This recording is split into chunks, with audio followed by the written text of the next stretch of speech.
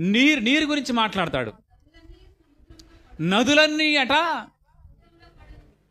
నదులన్నీ సముద్రములో పడును, అయితే సముద్రం నిండట్లే. ఏమండి, వర్షాలు వచ్చి నదులు పారుతున్నాయి, ఆ నదులన్నీ సముద్రంలో పడుతున్నా కానీ నిండట్లే. ఎందుకు? ఇక్కడ దీని గురించి ఆలోచించాలి ప్రియమైన దేవుని పిల్లలారా.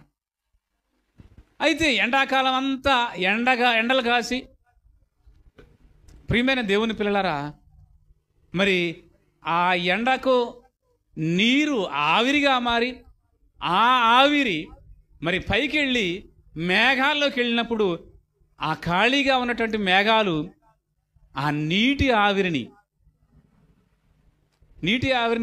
తీసుకొని ఆ మేఘాలు ప్రియమైన దేవుని పిల్లలారా మరి కొద్ది కాలానికి అవి మరి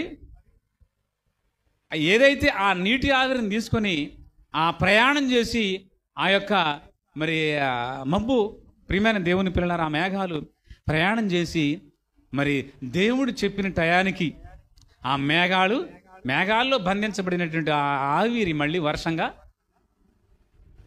ఎందుకు నదులు వెళ్ళి సముద్రంలో పడినప్పుడు నిండట్లేదంటే ఇదేనమాట అర్థం. ఏంటంటే ప్రియమైన దేవుని పిల్లలారా, మరి ఈ సముద్రాలులో నీరు వేడెక్కి ఆవిరిగా మారి ఆ ఆవిరి పైకి వెళ్ళినప్పుడు మేఘాల్లోకి వెళ్ళినప్పుడు ఆ మేఘాలు బంధిస్తున్నాయి. ఆ మేఘాలు కొద్ది సమయానికి అవి వర్షంగా మారిపోతున్నాయి.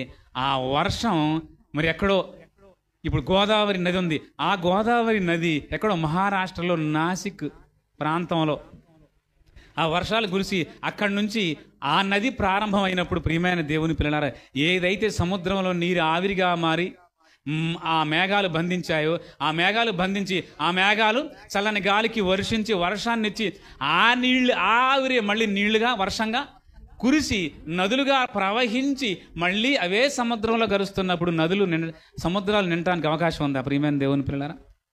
లేదు కదా. ఎక్కడ